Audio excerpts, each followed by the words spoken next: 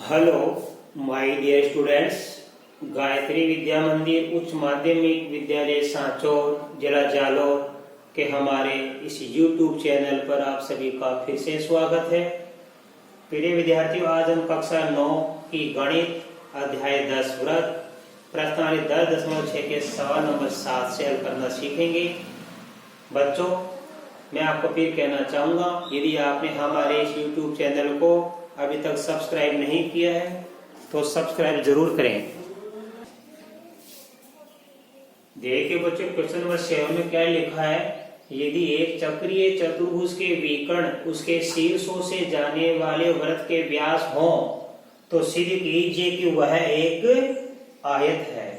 देखो बच्चों, हम क्या बनाएंगे, इसको करने के लिए पहले एक चित्र बनाएंगे एक वृत्त का। ठीक है, ये इसका क्या केंद्र है। ठीक है, इस केंद्र से होते दो विकर्ण खींचेंगे हम, ध्यान देना।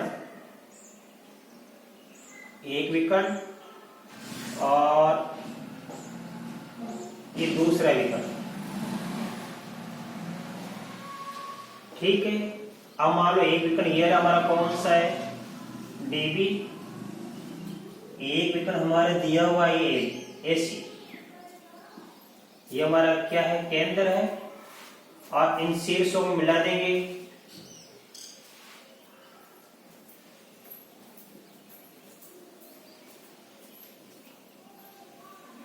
राइट, यदि एक चक्रीय चतुर्भुज हमारा क्या बच्चों, ये एबीसीडी एक चक्रीय चतुर्भुज है कि विकर्ण उसके शीर्षों से जाने वाले वृत्त के व्यास हैं। इस चतुर्भुज में विकर्ण बीडी और एसी है, ये क्या है, शीर्षों से जाने वाले वृत्त के व्यास हैं। ये क्या, इस वृत्त के व्यास भी है। राइट, तो सिद्ध कीजिए कि वह एक आयत है। आए समझ में। तो हमारे सवाल में क्या दिया गया बच्चों, यहाँ पे ये दो हमारे पास में व्यास दिए हुए हैं, ध्यान देना। सबसे पहले हम लिखेंगे दिया है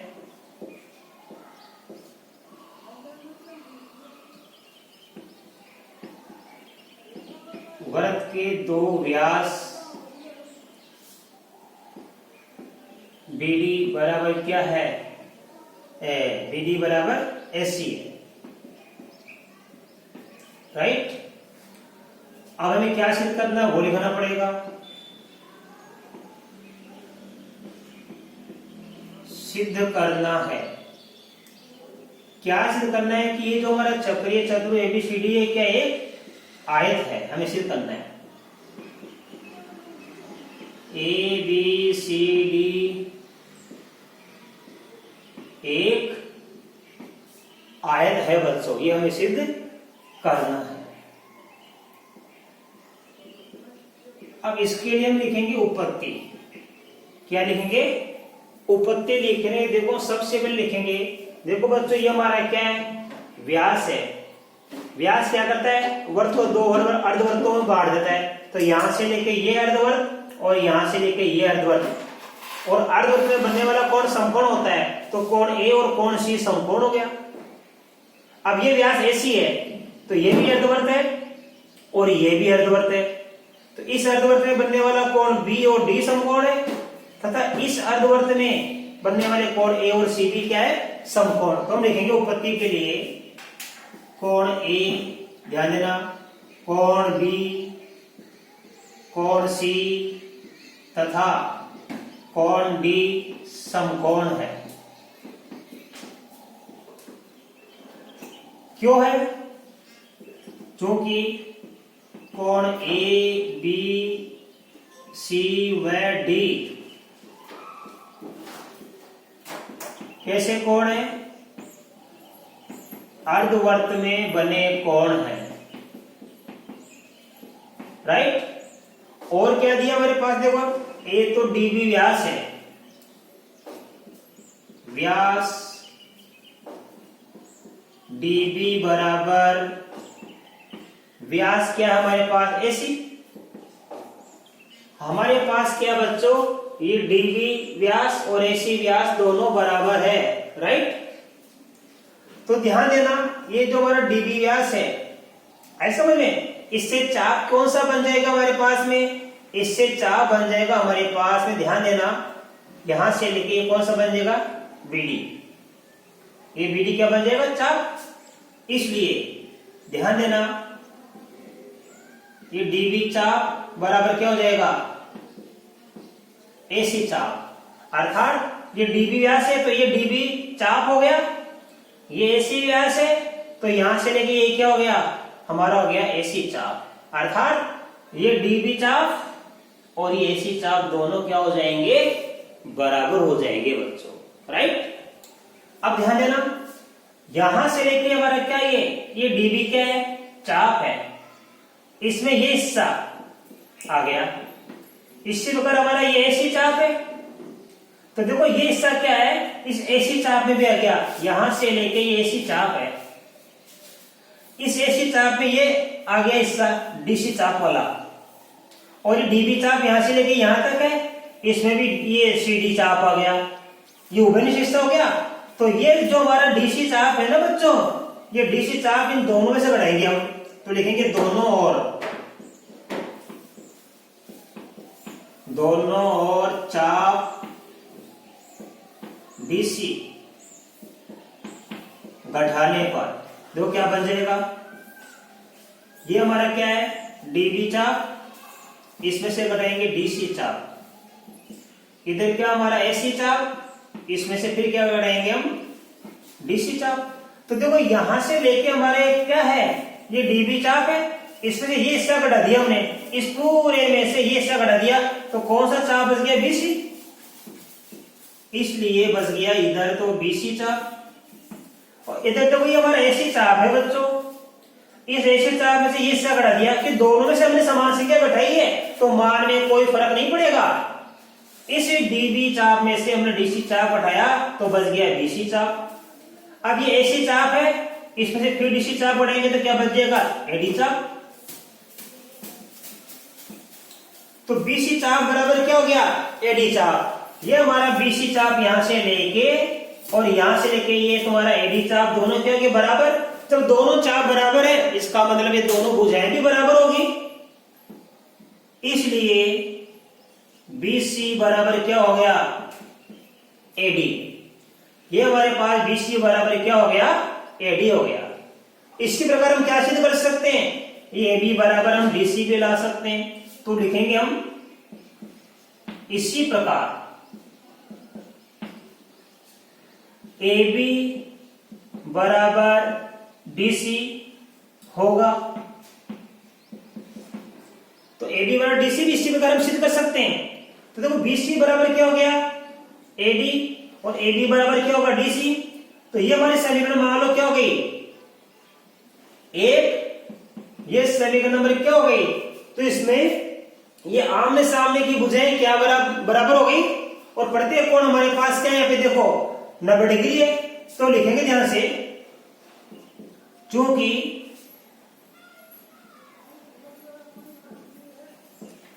आमने सामने की भुजाएं बराबर है तथा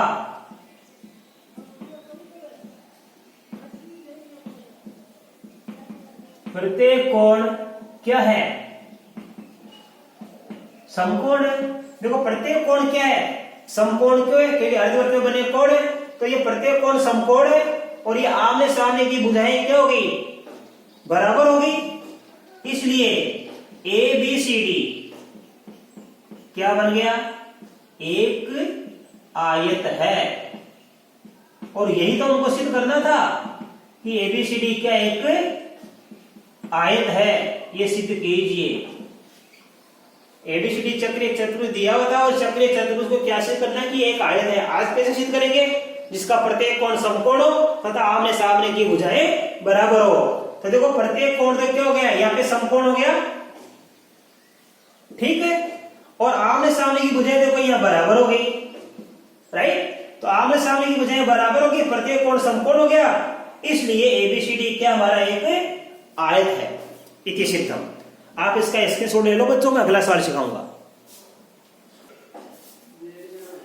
देखिए बच्चों, क्वेश्चन नंबर 8 में क्या लिखा है, यदि एक समलंब की असमांतर भुजाएं बराबर हों तो सिद्ध कीजिए कि वह एक चक्रीय चतुर्भुज है। देखो हमने एक आकृति बनाई है, ए बी सी डी एक समलंब बनाई है जिसमें क्या है, ये ए बी समांतर डी सी है तथा असमांतर भुजाएं ये ए डी और बी सी बराबर है। तो हमने दिखाई दिया है एक समलंब चतुर्भुज ए बी सी डी में ए बी समांतर डी सी, हमने ए बी और डी सी को समांतर दिखाया है तथा असमांतर भुजाएं ए डी बराबर बी सी, हमने ए डी बराबर क्या दिखाया है, बी सी। सिद्ध क्या करना है कि यह एक चक्रीय चतुर्भुज है, तो सिद्ध करना है ए बी सी डी, ये ए बी सी डी हमारा एक चक्रीय चतुर्भुज है। चक्रीय चतुर्भुज का मतलब क्या होता है, सम्मुख कोणों का योग 180 डिग्री होना चाहिए। अर्थात हमें क्या सिद्ध करना है, कोण ए और सी यानी ए प्लस सी बराबर 180 और बी प्लस डी बराबर 180 हमको लाना है। अब इसके लिए हम रचना करेंगे बच्चों, देखो रचना क्या करेंगे, हम इस एडी के समांतर रेखा यहां से खींचेंगे बीई, ये बी, ये एडी के समांतर क्या खींच दिया अपन ने, बी, और ये जो रेखा हमने जो बीई इसके समांतर खींची एडी के है वो किसके बराबर होगी, इस एडी के बराबर भी होनी चाहिए। ये लिख दो ई। तो हमने रचना क्या की बच्चों, एडी समांतर बीई इस प्रकार खींची कि एडी बराबर क्या है, बीई है, यानी ये एडी किसके बराबर है, बीई के है बच्चों, राइट। ये हमने क्या कर दी, इसकी एक रचना कर दी। अब इसके बाद हम लिखेंगे उपपत्ति। अब देखो बच्चों उपपत्ति लिखेंगे हम, उपपत्ति में क्या हो जाएगा, ए बी हमारा ईडी है ना, ये क्या हो गया, एक समांतर चतुर्भुज, ए बी ई डी क्या बन गया, एक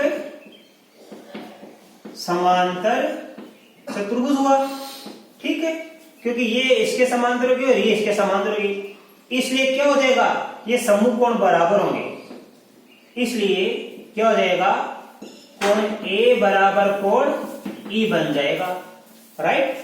अब देखो यहां मैं लिख रहा हूं नंबर एक कोण, इसके दो भाग कर दिए, एक नंबर लिख दिया। अब आप लिखना चूंकि, ध्यान देना,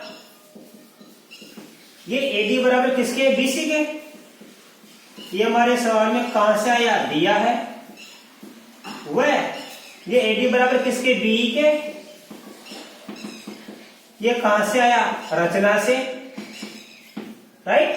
तो ये एडी बीसी के बराबर दिया है और ये एडी हमने बीई के बराबर लिया, तो देखो यहाँ एडी बीसी के बराबर है और ये एडी बीई के बराबर, इसलिए ध्यान देना ये एडी और एडी समान हो गया, तो ये बीसी और ये बी बराबर हो जाएगा, इसलिए बीसी बराबर क्या हो जाएगा, बीई, ये बीसी बराबर क्या होगा, बी, इसलिए त्रिभुज कौन सा हो गया, बीईसी, त्रिभुज बीईसी में जब ये भुजा इसके बराबर आ गई, बीसी बी के बराबर हो गई, तो सम्मुख कोण बराबर हो गए, अर्थात इसका सम्मुख कोण ई और इसका सम्मुख कोण एक, इसलिए कोण एक बराबर कोण क्या होगा, ई होगा।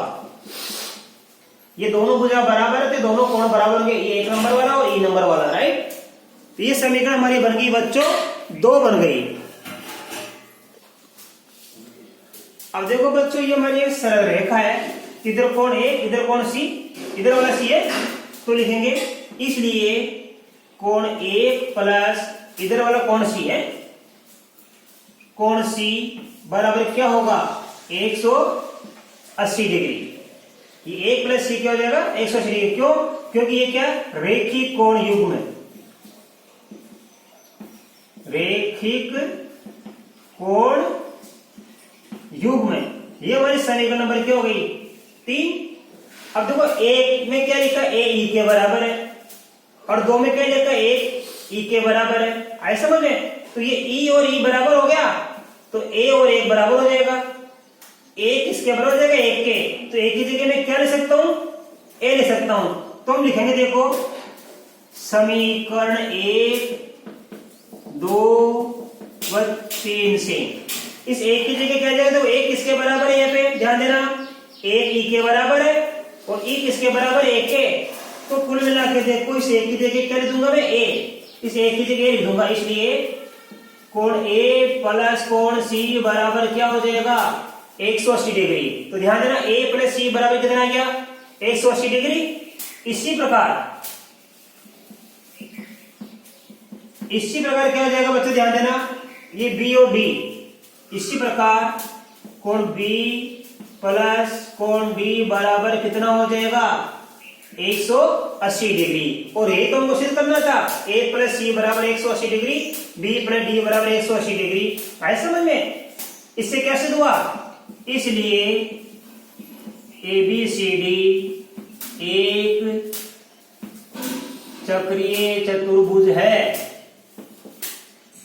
इति सिद्धम, ये हमको सिद्ध करना था। अब आपको अच्छी तरह समझ में आ गया ये, आप इसका स्क्रीनशॉट लो, इसके बाद में सवाल नंबर 9 सिखाऊंगा।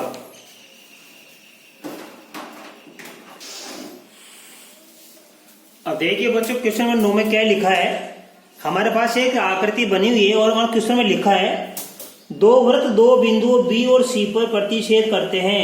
देखो ये बी और सी पर प्रतिच्छेद करते हैं, राइट। बी से जाने वाले दो रेखाखंड एबीडी और पीबीक्यू वृत्तों को ए डी और पी और क्यू पर क्रमशः प्रतिच्छेद करते हुए खींचे गए हैं। ध्यान देना ए बी डी और पीबीक्यू, ये ए बी डी और पीबीक्यू, ये पी बी क्यू, ये रेखाखंड, ये क्रमशः कहाँ प्रतिच्छेद कर रहे हैं हमारे पास में, इसमें कर रहे हैं ए डी और पी क्यू पर। ए पर काट रहे हैं, बी पर काट रहे हैं, पी पर काट रहे हैं और डी पर क्यू पर काट रहे हैं, ठीक है। ए डी और पी क्यू पर, देखो ए पर काट रहे, डी पर काट रहे, पी पर काट रहे, क्यू पर, ये ए डी रेखाखंड, ये पी क्यू रेखाखंड, ए और डी पी और क्यू पर प्रतिच्छेद कर रहे हैं, राइट।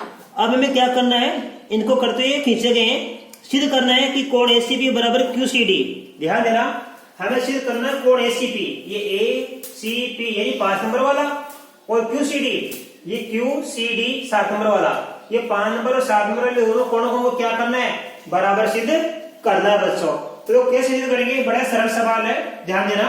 उत्पत्ति के लिए ये कोण 1 और कोण 2 इधर वाले वर्गखंड में बने हैं, ये कोण 3 और कोण 4 इधर वाले वर्गखंड में बने, तो यही सर करना कोण 1 बराबर कोण 2, कोण 3 बराबर कोण 4। क्यों होगा, ध्यान देना ये दोनों क्या है, एक ही वृत्त खंड में बने कोण है। बच्चों को बता रखा है कि एक ही वृत्त खंड में बने कोण क्या होते हैं, समान होते हैं। तो देखो ये 1 नंबर 2 नंबर वाले इधर वाले वृत्त खंड में बना है, 3 और 4 इधर वाले वृत्त खंड में बना है, तो 1 2 के बराबर होगा और 3 किसके बराबर होगा, 4 के बराबर होगा, क्योंकि ये एक ही वृत्त खंड में बने कोण है। अब देखिए बच्चों हमारे पास क्या है, ये ए सी डी एक त्रिभुज बन गया, एक बन गया पी सी क्यू बन गया हमारे पास में। तो पहले ए सी डी त्रिभुज लेंगे हम, देखो लिखेंगे त्रिभुज ए सी डी में त्रिभुज के तीनों कोणों का योग क्या होता है 180 डिग्री। तो ए सी डी में ये क्या कोण है, इस कोण का नाम क्या है ए सी डी, और इस कोण का नाम क्या है नंबर 3। इन तीनों का जोड़ कितना होगा 180 डिग्री होगा, कोण 1 कोण 3 और सी नंबर वाला। तो कोण 1 सी का पूरा नाम क्या है ए सी डी और नंबर 3 वाला ये रहा। तो कोण 1 प्लस कोण ए सी डी प्लस कोण 3 बराबर क्या होगा 180 डिग्री। ये हमने समीकरण नंबर 1 प्राप्त कर लिया बच्चों, राइट। अब देखो दूसरा नंबर कौन सा है पी सी क्यू, ये त्रिभुज हमारा पी सी क्यू, ध्यान देना। तो हम लिखेंगे त्रिभुज पी सी क्यू में ये कोण नंबर 2, ध्यान देना, प्लस ये सी का नाम क्या है पीसी क्यू, कोण पीसी क्यू और नंबर 4। देखो पीसी क्यू में 2 नंबर 4 नंबर और सी वाला का पूरा नाम क्या है पीसी क्यू, कोण 4 बराबर क्या हो जाएगा 180 डिग्री। ये समीकरण नंबर हमारे को 2 प्राप्त हो गई। एक तो हमने ले लिया एसीडी त्रिभुज, इसमें 1 3 और सी, ये रहा 1 3 और एसीडी, और पीसीक्यू में क्या ले लिया 2 4 और सी का पूरा नाम है पीसीक्यू, राइट।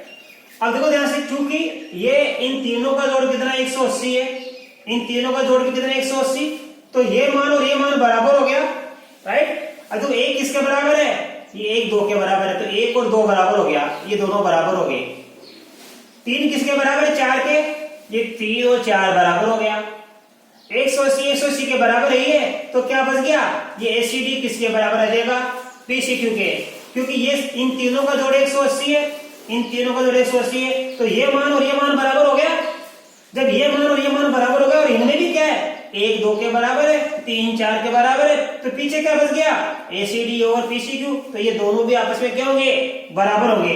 तो लिखेंगे हम समीकरण 1 व 2 से ये एसीडी किसके बराबर हो जाएगा, पीसीक्यू के। कोण एसीडी बराबर कोण पीसीक्यू, ध्यान देना, ये एसीडी ये पूरा और पीसीक्यू ये पूरा बराबर हो गया। अब आप ध्यान देना, अब ध्यान देना, हमें लाना है क्या, एसीपी, एसीपी के ये कोण लाना हमको, और हमने क्या ले आए हम, एसीडी, एसीडी ये पूरा ले आए हम। इस पूरे में क्या है, 6 नंबर वाला शामिल है। इधर पीसीक्यू, पीसीक्यू इसमें क्या है, पीसीक्यू इन दोनों का जोड़ है और एसीडी इन दोनों का जोड़ है, तो कॉमन क्या है, बीच वाला हिस्सा 6 नंबर आ गया। ये बीच वाला हिस्सा हम दोनों तरफ बढ़ा देंगे, इधर से ये 6 नंबर घटाएंगे तो 5 नंबर बच जाएगा, इधर वाले में 6 नंबर घटाएंगे तो ये क्या बचेगा, 7 नंबर वाला। तो लिखेंगे दोनों ओर कोण 6 बढ़ाने पर, तो क्या बन जाएगा, देखो कोण एसीडी माइनस कोण 6, कोण पीसीक्यू माइनस का कोण 6। अब देखो एसीडी यहां से लेके कितना है, इसमें से भी 6 नंबर वाला ये नहीं, यहां से लेके ये घटा दिया तो ये 5 नंबर वाला बच जाएगा, तो इधर बचेगा कोण नंबर 5। और ये पीसीक्यू इस पूरे में ये हम घटाएंगे 6 नंबर वाला, तो इधर बच जाएगा कोण नंबर 7, तो इधर 5 बच गया, ये सर्कल बच गया, इधर बच गया 7। इसका नाम क्या है, एसीपी, कोण 5 का नाम है कोण एसीपी, और कोण 7 का नाम क्या है, क्यूसीडी, कोण क्यूसीडी। और यही हमको सिद्ध करना था बच्चों। कितना छोटा सवाल है, सरल भाषा में मैंने आपको समझाया है। ये हमारा सवाल सिद्ध हो गया, कोण एसीडी बराबर क्या ले आए हम, कोण क्यूसीडी लेके आ गए। ठीक है बच्चों, बाकी सवाल मैं आपको कल के वीडियो में सिखाऊंगा। तब तक के लिए धन्यवाद।